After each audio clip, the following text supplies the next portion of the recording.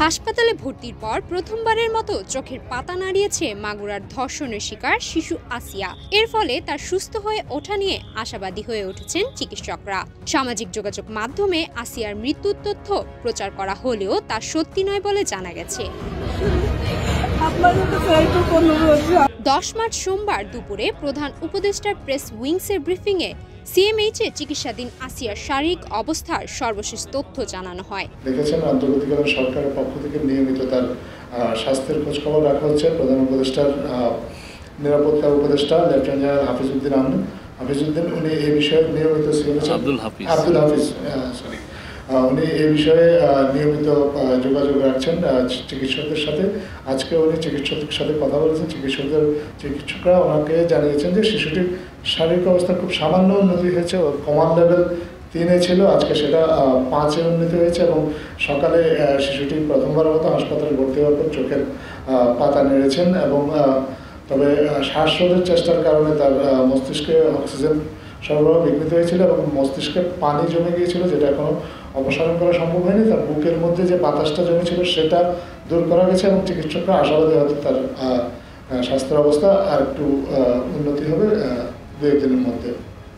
আজকে আমাদের স্বাস্থ্য উপদেষ্টা নূরজাহান বেগম এবং মৎস্য ও প্রাণী সম্পদ উপদেষ্টা ফরিদ আক্তার হাসপাতালে গিয়েছেন সিএমএইচে। ওনার স্বাস্থ্যের নিয়মিত তার স্বাস্থ্যের অগ্রগতি এ বিষয়ে খোঁজখবর নিয়েছেন এবং চিকিৎসকদের সাথে কথা বলেছেন এবং প্রয়োজনীয় দিক নির্দেশনা প্রদান করেছেন।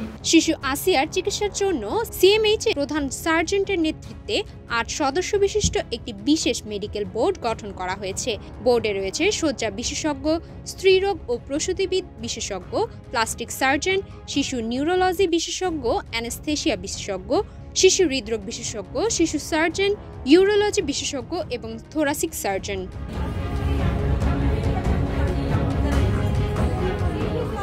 বোর্ডের একজন চিকিৎসক গণমাধ্যমকে জানান, শিশুটি প্রথমবারের মতো চোখ নাড়িয়েছে।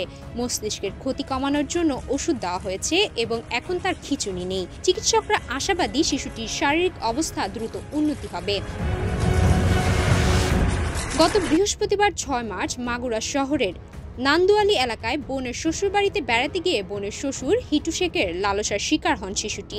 ঘটনার পর অচেতন অবস্থায় শিশুটিকে মাগুরা 250 শয্যা বিশিষ্ট হাসপাতালে নেওয়া হয়। এরপর উন্নত চিকিৎসার জন্য ফরিদপুর মেডিকেল কলেজ হাসপাতাল, সেখান থেকে ঢাকা মেডিকেল কলেজ হাসপাতাল এবং পরবর্তীতে সিএমএইচে স্থানান্তর করা হয়। একজন চিকিৎসক জানান, শিশুটির যৌনাঙ্গে ও গলায় গভীর ক্ষত হয়েছে। ওড়না জাতীয় কিছু দিয়ে ফাঁস দেওয়া হয়েছিল এবং বুকে প্রচণ্ড চাপ প্রয়োগ করা হয়েছিল, যার ফলে ফুসফুসের ক্ষতিগ্রস্ত অংশে বাতাস প্রবেশ করেছে। রোববার 9 মার্চ সকালে অস্ত্রোপচার করে অতিরিক্ত বাতাস বের করার জন্য টিউব বসানো হয়েছে।